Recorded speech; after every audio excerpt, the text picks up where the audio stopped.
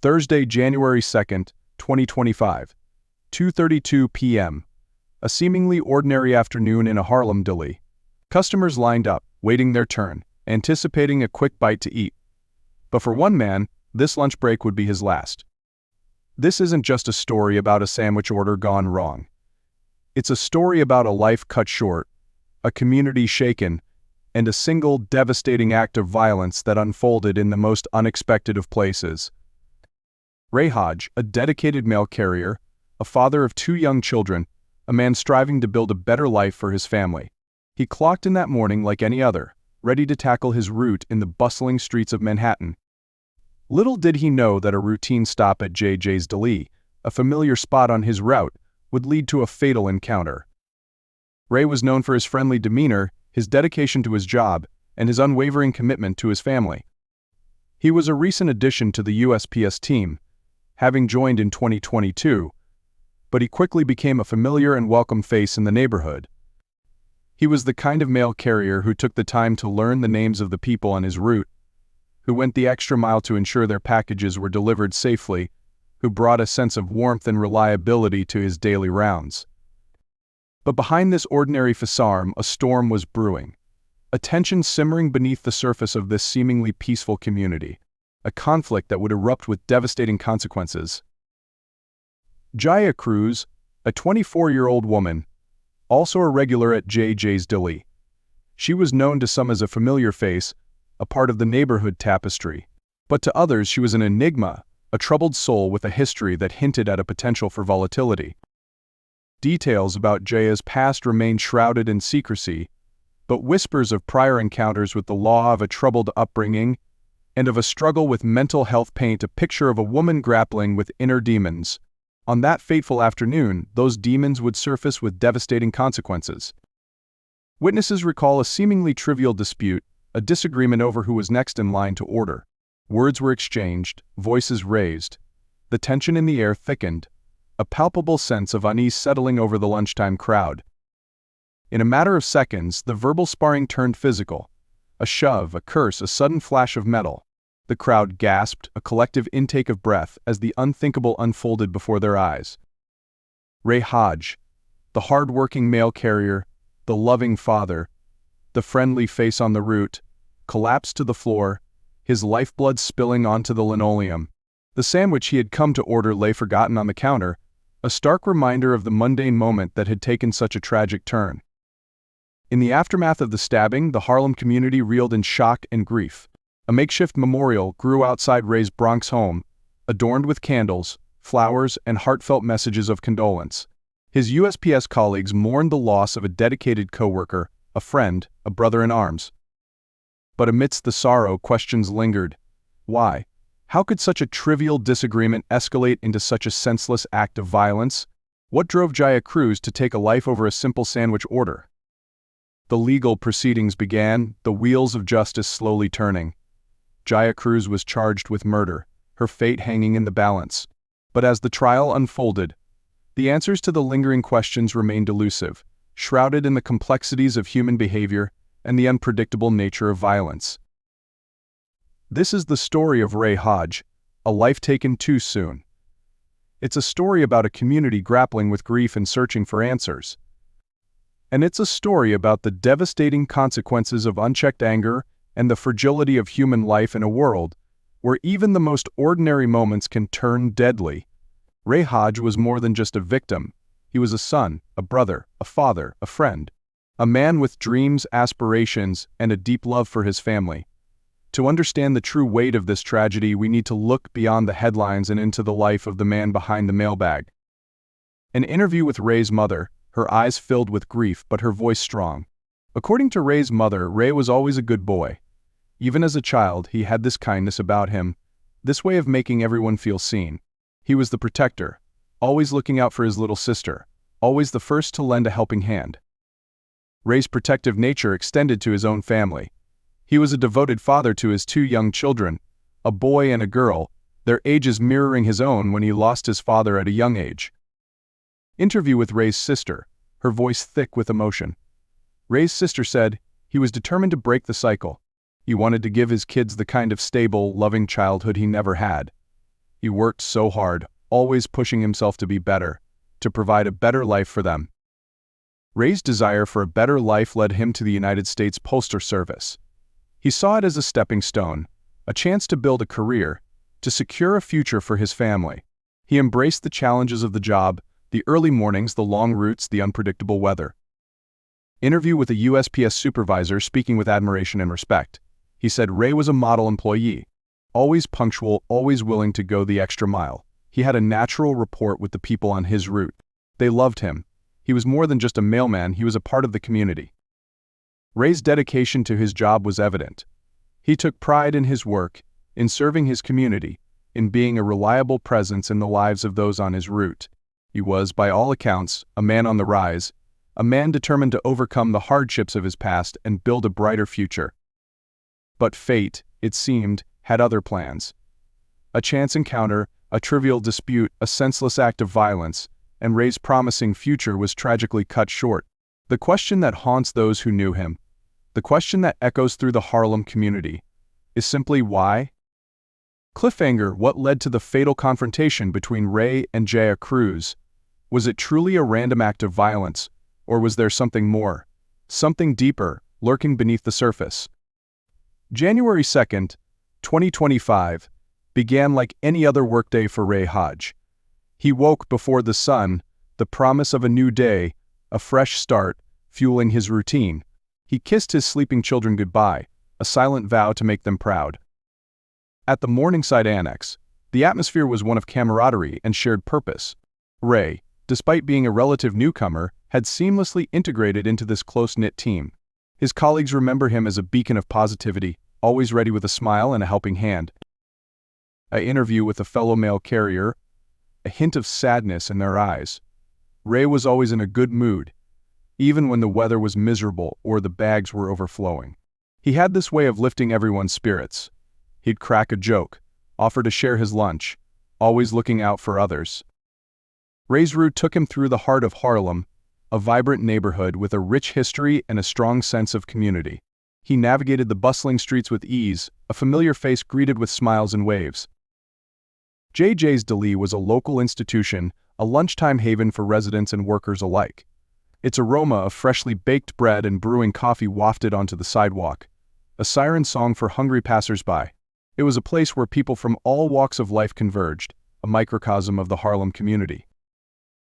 Regulars at JJ's describe it as a place of comfort and familiarity, a place where everyone knew your name, where the staff greeted you with a smile, where the sandwiches were always piled high and the coffee was always hot. Interviews with regular customers, their faces reflecting fondness for the deli. Customer 1, JJ's is like a second home to me. I come here every day for my lunch break. The food is great, the people are friendly, it's just a good vibe. Customer 2, I love the sense of community here. You see the same faces every day, you get to know the staff, it's like a little family. Ray, like many others, was drawn to the warmth and familiarity of JJ's. He was a regular, a known face among the lunchtime crowd, but on this particular day, the familiar rhythm of the deli would be shattered, the ordinary transformed into the unthinkable. A seemingly trivial dispute, a disagreement over a place in line. But in this crowded deli, on this seemingly ordinary day, the seeds of tragedy were sown. A clash of wills, a spark of anger, and a chain of events set in motion that would forever alter the lives of those involved.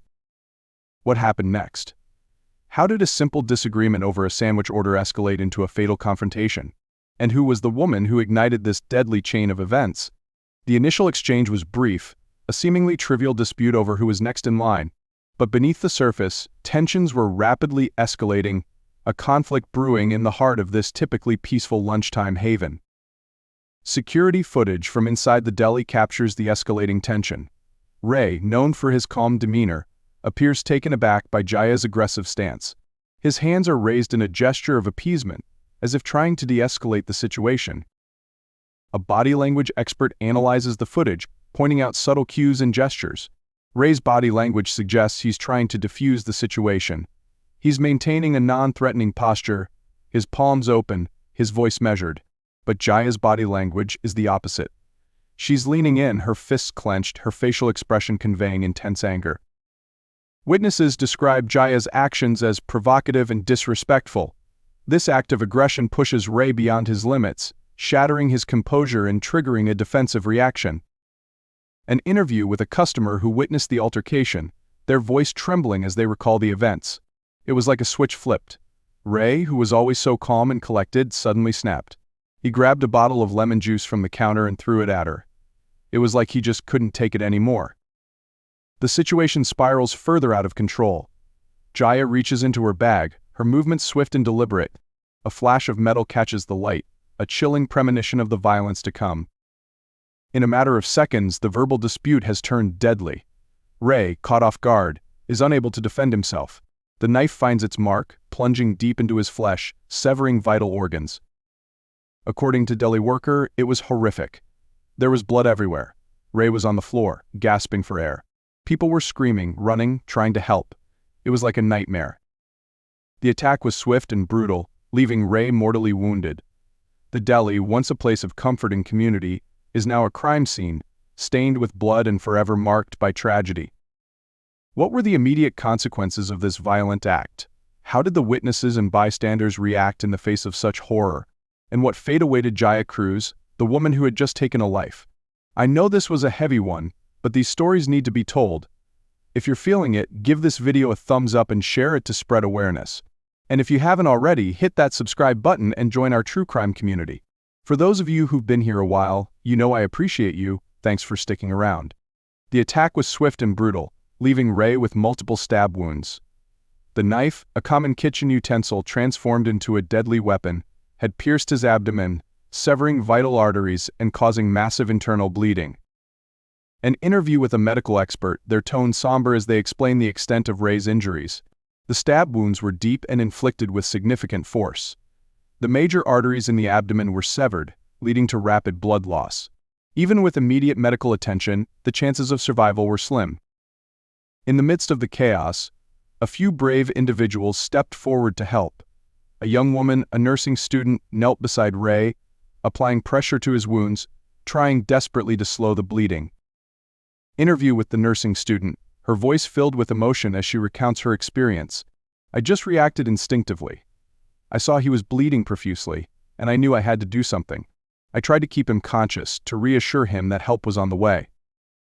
Another bystander, a retired Army medic, joined the effort, using his training to assess the situation and offer assistance. He worked alongside the nursing student, their combined efforts a desperate attempt to save Ray's life. I could tell the situation was critical. He was losing a lot of blood, and his vital signs were fading fast. We did everything we could to stabilize him until the paramedics arrived. Despite the best efforts of the bystanders and paramedics, Ray's condition deteriorated rapidly. He was rushed to a nearby hospital, where a team of surgeons fought to save his life. But the damage was too extensive, the blood loss too severe. Ray Hodge was pronounced dead at 3:15 p.m., less than an hour after the initial altercation. His family, his friends, his colleagues, his community were left to grapple with the devastating reality of his senseless death. How did Ray's family and community react to this tragedy? What were the immediate consequences for Jaya Cruz, the woman who had taken his life? And what deeper questions did this senseless act of violence raise about the state of society and the fragility of human life? Jaya Cruz, the woman who took Ray Hodge's life, remains an enigma. Who is she? What led her to commit such a violent act? The search for answers takes us deep into her past, a past shrouded in mystery and marked by troubling signs. An interview with a former neighbor of Jaya's, their voice hushed, their expression a mix of sadness and apprehension. Jaya was always a bit different. She kept to herself mostly. There were times when you could hear shouting coming from her apartment, arguments, things breaking. It was unsettling. Public records paint a troubled picture. Several arrests for minor offenses, a restraining order filed by a former roommate, and documented instances of aggressive behavior. These fragments of information suggest a pattern of instability, a simmering anger that occasionally boiled over. Interview with a psychologist specializing in aggression and violence, their tone measured and analytical. It's important to understand that there's rarely a single cause for such extreme acts of violence.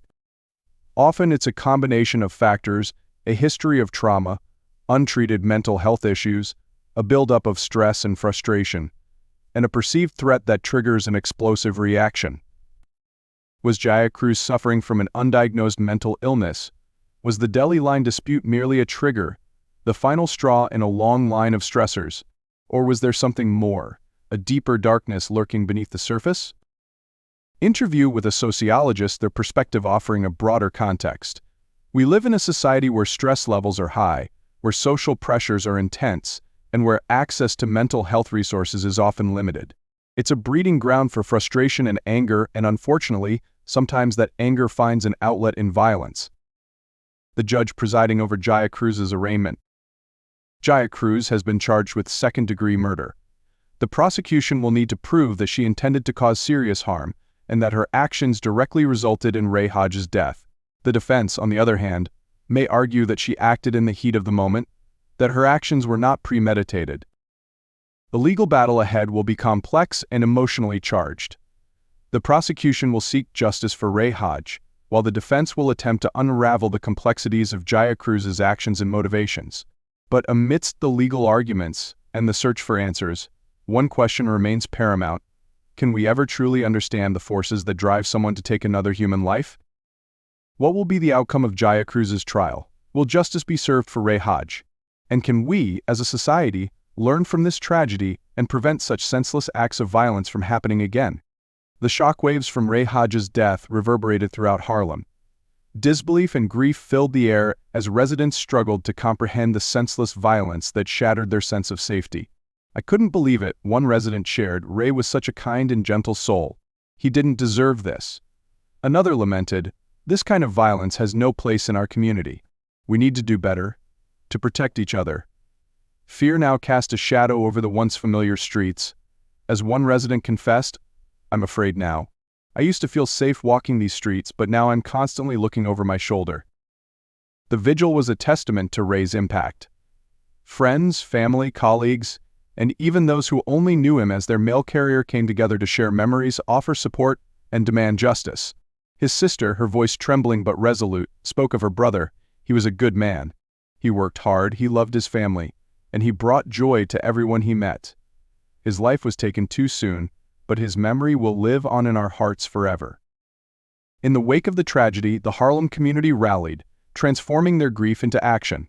Murals were painted, gardens were planted, and scholarships were created, all in Ray's name, ensuring his legacy of kindness and service would endure. A community leader vowed, "We will not let fear paralyze us. We will honor Ray's memory by working to make our community safer, by supporting each other, and by fostering a culture of peace and understanding." Ray's death sent shockwaves through the ranks of the USPS. Mail carriers, who often work alone and interact with the public daily, were left feeling vulnerable. One postal worker expressed their anxiety. "It could have been any one of us. We're out there every day, facing the unknown." Ray's death was a wake-up call. We need better protection, better support. The USPS responded with new safety measures and grief counseling for its employees. But the fear and vulnerability lingered, a reminder of the risks faced by those who serve their communities on the front lines. In the face of tragedy, the Harlem community demonstrated resilience and compassion. They came together to mourn, to heal, and to build a safer, more supportive environment for all. But the scars of Ray Hodge's death remain, a reminder of the fragility of life and the urgent need for understanding and peace. Will the community's efforts be enough to prevent future tragedies? Can we as a society learn from Ray Hodge's death and create a world where essential workers are safe and violence is no longer the answer? Months after Ray Hodge's tragic death, the wheels of justice began to turn. Jaya Cruz, charged with second-degree murder, faced a trial that would determine her fate and offer some semblance of closure to a grieving community. The prosecutor argued that Jaya Cruz acted with deliberate intent, knowingly and willfully taking the life of Ray Hodge, a man who posed no threat to her. The defense countered, claiming Mims. Cruz acted in the heat of the moment, her actions a result of trauma and mental health struggles. They urged the jury to consider the context, the provocation, and the lack of premeditation. The courtroom became a battleground of perspectives. The jury, tasked with weighing the evidence, faced a weighty decision. Ray's family delivered victim impact statements, their voices filled with grief and anger. His mother lamented, "My son was taken from me, stolen from his children, Jaya Cruz deserves to feel the pain she has caused our family." His sister added, "Ray was more than just a victim. He was a loving father, a dedicated worker. His absence leaves a void that can never be filled." As the trial progressed, Jaya Cruz's demeanor shifted from defiance to contrition. The jury deliberated for 3 days before delivering their verdict: guilty. The courtroom erupted in a mix of relief and sadness. Jaya Cruz was sentenced to 25 years to life in prison, a punishment reflecting the severity of her crime while acknowledging the complexities of her mental state. A legal expert weighed in. The jury's decision reflects the weight of the evidence. The sentence, while harsh, sends a clear message that violence will not be tolerated. Was justice truly served in the case of Ray Hodge? Can a prison sentence ever compensate for the loss of a life? And what lessons can we learn from this tragedy to prevent future acts of violence? The tragic death of Ray Hodge serves as a stark reminder that violence can erupt anywhere at any time. It underscores the fragility of human life and the devastating consequences of unresolved conflict and unchecked anger. Experts in conflict resolution emphasize that conflict is a natural part of human interaction. It's how we handle it that matters. Learning effective communication skills, practicing empathy, and seeking mediation when necessary are crucial steps in preventing violence. Anger, too, is a normal emotion, but it needs to be managed effectively. Recognizing triggers, developing coping mechanisms, and seeking professional help are essential to prevent anger from spiraling out of control and leading to destructive behaviors. We all have a role to play in preventing violence. When we witness a potentially dangerous situation, we have a choice: to stand by passively or to intervene safely and responsibly. Bystander intervention can take many forms, from a simple act of speaking up to seeking help from authorities. It requires courage, compassion, and a willingness to take action, but it can be the key to preventing violence and saving lives. Learning how to de-escalate conflicts, how to seek help, and how to support victims can make a profound difference. We need to create a culture where violence is not the answer. We need to teach our children, our families, our communities how to resolve conflict peacefully, how to manage anger effectively, and how to intervene safely when they witness potential violence. The responsibility for preventing violence rests with each and every one of us. We need to be mindful of our own actions, seek help when needed, and be willing to intervene when we see others in danger. By working together, we can create a safer, more peaceful world. There are resources available, people who care, and support systems in place. Don't suffer in silence. Take the first step towards a safer, healthier future. If you or someone you know is struggling with anger, or if you've witnessed or experienced violence, please reach out for help. Remember, conflict doesn't have to end in violence. We can choose to communicate, to empathize, to de-escalate. We can choose to be peacemakers, to stand up against injustice, to offer support to those in need. By working together, we can create a world where violence is no longer the answer, where empathy and understanding prevail, and where every human life is valued and respected. These resources offer guidance, support, and tools to help individuals and communities navigate conflict, manage anger, and prevent violence. Let's honor the memory of Ray Hodge and others like him by working towards a future where everyone feels safe and respected. Let's choose to build a world where peace prevails, where understanding guides our actions, and where every life is cherished. What can we, as individuals and as a society, do to create a world where violence is no longer the answer? How can we honor the memory of Ray Hodge and others like him by working towards a future where everyone feels safe and respected? Ray Hodge. A father, a son, a brother, a friend. A dedicated mail carrier, a beloved member of his community. A life brimming with potential, tragically cut short by a senseless act of violence. As we reach the end of this story, we remember Ray not as a victim, but as a man who embodied the very best of humanity. Ray's legacy is one of kindness, compassion, and unwavering dedication. He touched the lives of countless people, leaving an indelible mark on the hearts of those who knew him. His memory serves as a beacon of light, reminding us of the importance of human connection, of empathy, and of the power of community. In the wake of Ray's death, the Harlem community demonstrated remarkable resilience. They transformed their grief into action, creating memorials, organizing support groups, and working to prevent future tragedies. Their efforts serve as an inspiration, a testament to the power of human connection and the unwavering spirit of community. But the story of Ray Hodge is not just a story about loss and grief. It's also a story about the choices we make, the actions we take, and the impact we have on others. It's a story that challenges us to examine our own lives, to confront our own biases, and to choose kindness and understanding over anger and violence. We all have the power to make a difference. We can choose to be peacemakers, to stand up against injustice, to offer support to those in need.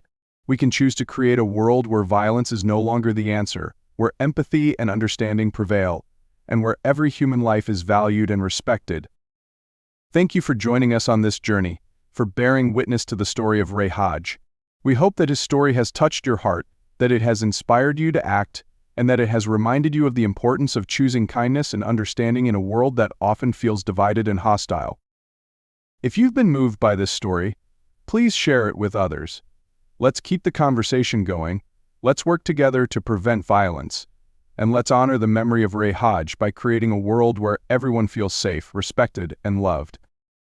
In memory of Ray Hodge, let's choose kindness, let's choose understanding, let's choose peace.